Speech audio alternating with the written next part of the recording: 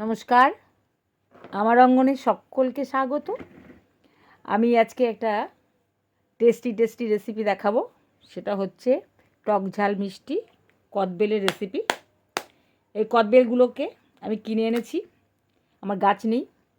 এই ভেঙে নিচ্ছি, একটু ছোটো এগুলো, বড় পাইনি, তাই ছোটোই নিয়ে নিলাম। গাছ পাকা হলে না এগুলো কালো হয়ে যায় ভেতরে, যত পাকা হবে তত বেশি এটা কালো হবে। সেই জন্যে কালো হলে ভাববেন না যে ওটা পচে গেছে,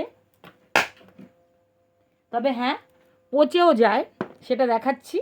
এই রকম ভেতরে যদি সাদা হয়ে যায়, ওই যে ছত্রাকের মতন, দেখুন এই যে এইগুলো এরকম হলে বুঝবেন যেটা পচে গেছে, ঠিক আছে?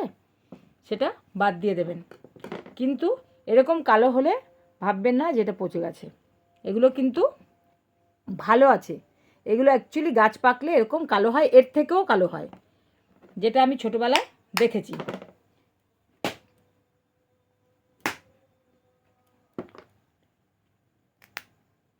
এই যে আমি সব কদবেলগুলোকে ভেঙে নিয়েছি।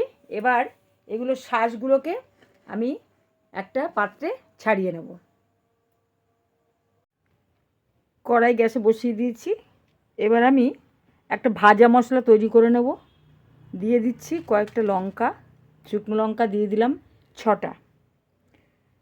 ওর সঙ্গে দিয়ে দিচ্ছি 1 চামচ মেথি,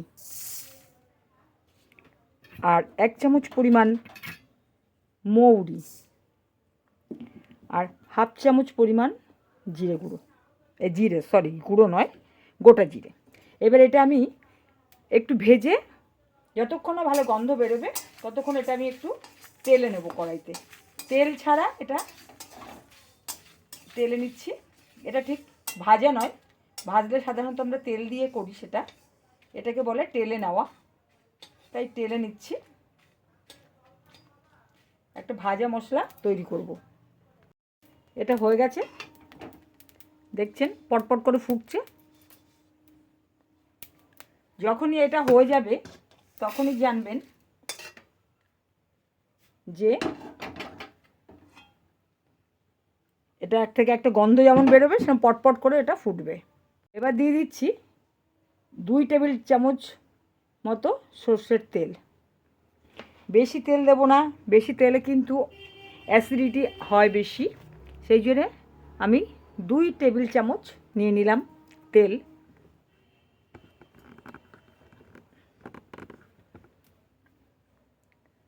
তেলের মধ্যে দিয়ে দিচ্ছি কয়েকটা কাঁচা লঙ্কা চিড়ে।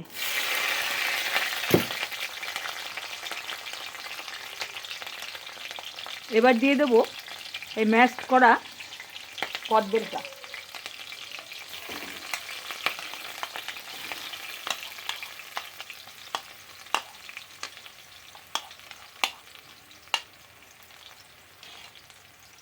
এবার এটাকে নাড়তে থাকবো।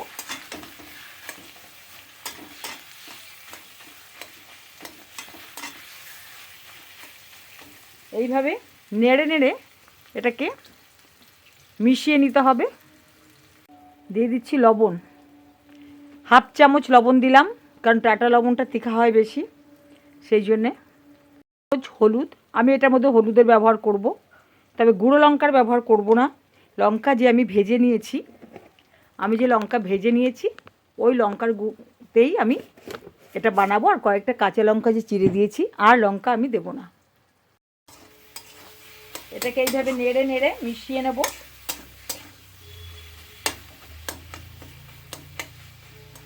এইবার এটা দিয়ে দেবো আমি চিনি, 4 চামচ চিনি। একটু মিষ্টি মিষ্টি হলে এটা খেতে ভালো লাগবে। আর দিয়ে দেবো 1 চামচ মতো ভিনেগার। ভিনেগার দিলে আচারটা অনেক দিন ভালো থাকে, সেই জন্য ভিনেগার দিলাম।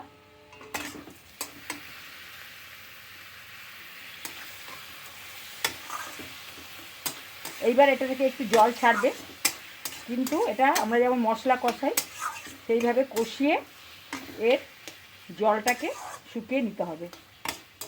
আর আমি গ্যাসের আঁচটা একদম কমিয়ে দেবো, কারণ কি এটা লেগে যেতে পারে, তাই জন্যে আমি গ্যাসের ফ্লেমটা একদম লোতে রেখেছি, মিডিয়ামে একদমই নয়।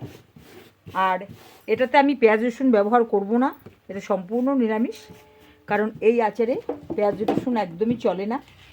এটা মিষ্টি মিষ্টি ঝাল ঝাল, পেঁয়াজ রসুনের একটা উগ্র গন্ধ এটাতে ঠিক মানায় না, মানে ভালো লাগে না, সেই জন্য আমি পেঁয়াজ রসুন ছাড়াই এটা বানাচ্ছি। আমার হয়ে গেছে, এবার আমি গুঁড়ো মশলাটা দিয়ে দেবো। এই চামচে আমি 2 চামচ দেব,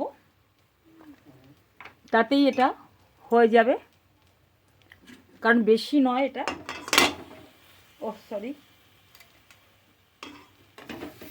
এটা দেখুন একদম তেল ছেড়ে দিয়েছে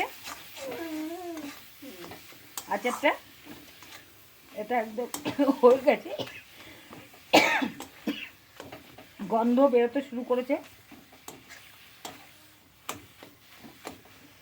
এটা খুব এক সিম্পল রেসিপি, ভালো লাগলে নতুন বন্ধুরা সাবস্ক্রাইব করে সঙ্গে থাকবেন, বেল আইকনটা অবশ্যই প্রেস করবেন। আর পুরনো বন্ধুরা যারা সঙ্গে আছেন লাইক শেয়ার কমেন্ট করবেন এবং একটা লাইক দেবেন। আপনাদের মূল্যবান মতামত অবশ্যই কমেন্ট বক্সে পেলে খুশি হব, ভালো লাগবে। আজ এই পর্যন্ত, আবার আসব অন্য কোনো ভিডিও নিয়ে। নমস্কার, ভালো থাকবেন, সুস্থ থাকবেন। এটা আমি এখন নামিয়ে নেব, ঠান্ডা করে বয়মে ভরে নেব। নামিয়ে নিচ্ছি আমার কদবেলের আচার, এবং এটা ঠান্ডা করে আমি বোতলে ভরে নেব। আর এটা রোদে দেওয়ার কোনো ব্যাপার নেই, রোদে দিতে হবে না একদমই, ওটা বয়মে ভরে রেখে দিলেই বছর ভর খেতে পারবেন টক মিষ্টি ঝাল আচার। আর এটা রুটি, ভাত, ডাল, মানে ডাল ভাত, মাংস ভাত, এমনি দুপুরে বসে বসে বা বিকেলে কখনো একটু ভালো লাগছে বা জ্বর হলো, বিশেষ করে জ্বরের মুখে এগুলো খেতে অসাধারণ অসাধারণ বন্ধু। ঠিক আছে, আপনারা বানাবেন, প্রত্যেকে কমেন্ট বক্সে লিখবেন, খুব খুব ভালো লাগবে, খুব খুব খুশি হব। ঠিক আছে, তাহলে রাখছি, নমস্কার, আবার দেখা হবে মিঠুস ক্রিয়েশনে।